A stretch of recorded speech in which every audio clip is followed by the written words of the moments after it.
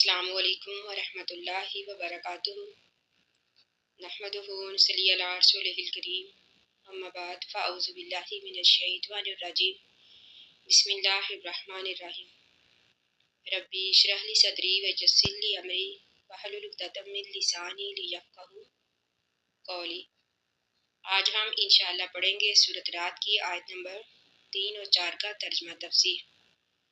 کل ہم نے پڑھا کہ اللہ تعالیٰ فرماتے ہیں کہ وہی اللہ تعالیٰ ہے جس نے آسمانوں کو بغیر ستونوں کے کھڑا کیا، پھر چاند اور سورج کو بنایا، یعنی چاند اور سورج کو اپنے اپنے کام پر لگا دیا، یعنی وہی اللہ تعالیٰ ہے جو ان تمام کاموں کی تدبیریں کرتا ہے۔ اب اس آیت میں اللہ تعالیٰ فرماتے ہیں واہو الذی، وہی اللہ تعالیٰ ہے، مد الارض، مدہ جس نے پھیلایا الارض زمین کو، یعنی اللہ تعالیٰ نے زمین کو ہمارے لیے بچھونا بنا دیا، وجعل اور بنائے فیہا اس زمین میں رواسیہ پہاڑ، یعنی پھر اس زمین میں پہاڑوں کو میخوں کی طرح گاڑ دیا۔ ان آیات میں اللہ تعالیٰ نے اپنی قدرت کا ذکر کیا ہے۔ وانہارن اور نہریں بنائی، پھر اللہ تعالیٰ نے ہمارے لیے نہریں بنائی جس سے ہم خود بھی سیراب ہوتے ہیں، اپنے جانوروں کو بھی کرتے ہیں اور اپنی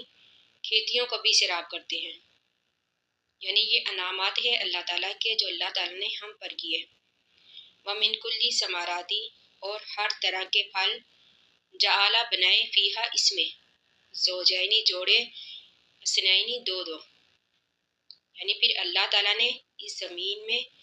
ہر قسم کے پھلوں کے دو دو جوڑے بنائے۔ بعض نے تو اس سے یہ مراد لیا ہے کہ نر اور مادہ، جس کی آج کل کے دور کی موجودہ تحقیقات نے بھی تصدیق کر دی ہے، یعنی ہر پھل کے نر اور مادہ دو دو جوڑے بنائے، یا پھر اس سے مراد کچھ پھل کھٹے بنائے، کچھ میٹھے، کچھ گرمیوں کے، کچھ سردیوں کے، کچھ ذائقہ اور کچھ بد ذائقہ، یعنی وہی اللہ تعالیٰ ہے جس نے زمین میں طرح طرح کے پھل اگائے۔ یغشی اللیلہ، ڈھانپتا ہے دن کو، یغشی اللیلہ ڈھانپتا ہے رات سے، النہارا دن کو، یعنی دن کو رات سے ڈھانپتا ہے۔ انا بے شک فی ذالک اس میں لآیاتی نشانیاں ہیں، لقوم یتفکرون غور و فکر کرنے والی قوم کے لیے، یعنی اللہ تعالیٰ کی اس بنائی ہوئی چیزوں میں انہی لوگوں کے لیے نصیحت ہے، وہی لوگ اس سے سبق حاصل کرتے ہیں جو ان آیات میں اللہ تعالیٰ کی قدرت میں غور و فکر کرتے ہیں، یعنی جب ان تمام چیزوں کے بنانے والا ایک اللہ تعالیٰ کی ذات ہے،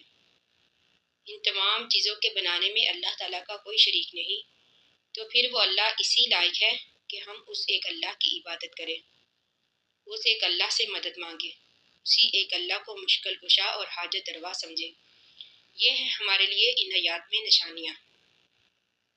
وفی الارض، اور زمین میں، قطع ٹکڑے بنائے، متجاورات باہم ملے ہوئے، یعنی اس سے مراد یہ ہے کہ ساری زمین ایک دوسرے سے جڑی ہوتی ہے،